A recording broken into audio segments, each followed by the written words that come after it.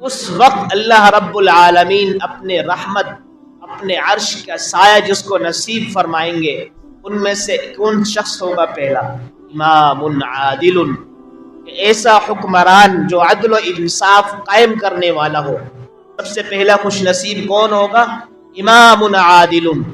خوش نصیب انسان وہ ہوگا کہ جو اپنی حکمرانی کے اندر انصاف اور عدل کو قائم کر کے دکھائے گا، عدل و انصاف کے مطابق فیصلے کرے گا، عدل و انصاف اپنی اس حکمرانی کے اندر قائم کرے گا، عدل و انصاف کے مطابق وہ سارے کے سارے تقاضوں کو سامنے حل کرے گا، وہ امام عادل۔ حضور صلی اللہ علیہ وسلم کے زمانے کے اندر قبیلہ مخزومہ کی ایک عورت نے چوری کی۔ قبیلہ مخزومہ والے چاہنے لگے کہ ہم سے دیت لے لی جائے، تاوان لے لیا جائے، اس کا ہاتھ نہ کاٹا جائے اس چوری کے ضمن میں۔ پھر قبیلہ مخزومہ والوں نے یہ تعبیر اور یہ تدبیر سوچی کہ حضرت صلی اللہ علیہ وسلم سے اس حوالے سے بات کون کرے۔ دیکھا کہ اسامہ بن زید رضی اللہ تعالی عنہ اللہ کے رسول کے بڑے شہید ہیں، لاڈلے، ان کو آگے پیش کیا جائے، ان کی زبان سے یہ کہلوایا جائے کہ اللہ کے رسول آپ تاوان لے لیں اور ہماری اس جو عورت نے چوری کی ہے اس کو معاف کرتے ہوئے اس کا ہاتھ نہ کاٹیں۔ حضرت اسامہ بن زید رضی اللہ عنہ کو آگے کیا۔ جب وہ سفارش کرنے لگے اللہ کے رسول کے سامنے، اللہ کے رسول نے عجیب جملہ ارشاد فرمایا، فرمایا اتشفع فی حد من حدود اللہ، اے اسامہ کیا تم اللہ کی حدود میں سے کسی حد میں سفارش کرنا چاہتے ہو؟ بڑے غصے کا اظہار فرمایا اور آگے عجیب تاریخی جملہ ارشاد فرمایا جو کہ آدمی کو سننے کے لائق ہے۔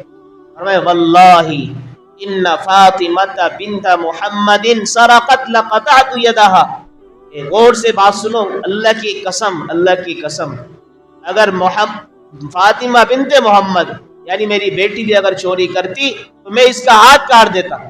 یہ عدل و انصاف تھا، یہ عدل و انصاف کے ایک عجیب ایک مثال تھی۔ اسی طرح صحابہ کرام کے اندر بھی عدل و انصاف کی کئی واقعات ہیں۔ حضرت فاروق اعظم رضی اللہ تعالی عنہ، ان کے دور خلافت کے اندر بحرین فتح ہوا۔ بحرین فتح ہوا تو مال غنیمت کے اندر مشک اور عنبر وغیرہ سب ملا۔ حضرت عمر فاروق رضی اللہ تعالی عنہ چاہنے لگے کہ مشک و عنبر جو ہے یہ تقسیم کر دی جائے عورتوں کے درمیان میں، یہ سب تو اپنی اہلیہ کے سامنے بات چل رہی تھی، حضرت عاتکہ بن زید کے سامنے، عاتکہ بنت زید کے سامنے انہوں نے کہا کہ میں تقسیم کر دیتی ہوں۔ انہوں نے کہا کہ نہیں آپ تقسیم نہ کرو۔ انہوں نے کہا میرے اوپر اعتماد اور بھروسہ نہیں ہے آپ کو؟ کہا اعتماد بھروسہ بالکل ہے، لیکن آپ جب تقسیم کرنے لگو گی نا، ظاہر سی بات ہے آپ تقسیم کرنے لگو گی خواتین کے درمیان میں، تو آپ کو اس تقسیم کے دوران کہیں خارش بھی ہوگی، کہیں آپ خارش بھی کر لیں گے، اپنے منہ کو کھجائیں گی، اپنے جسم کو کھجائیں گی، تو آپ کے ہاتھ میں جو مشک و عنبر وغیرہ لگا ہوا ہوگا وہ آپ کے دوسرے جسم پر بھی لگ جائے گا۔ قیامت کے دن میں اللہ کو کیا جواب دوں گا کہ عمر کی اہلیہ کے پاس زیادہ مشک و عنبر آ گیا تھا۔ اندازہ لگاؤ، یہ عدل و انصاف کا فکر۔ اسی طریقے سے حضرت علی رضی اللہ عنہ کے بارے میں آتا ہے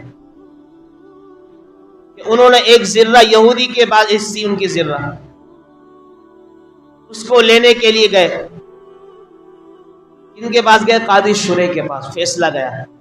قاضی شریح کے پاس جب فیصلہ گیا، قاضی شریح نے بھئی حضرت علی رضی اللہ عنہ سے پوچھا کہ آپ کے گواہ کون ہے؟ کہا یہ میرا بیٹا حسن ہے۔ آپ کو امیر المومنین پتہ ہے کہ بیٹے کی گواہی باپ کے لیے نہیں ہو سکتی، قبول نہیں کی جا سکتی۔ کہا کہ میرا دوسرا غلام، کیا غلام کی بھی نہیں ہو سکتی آقا کے بارے میں؟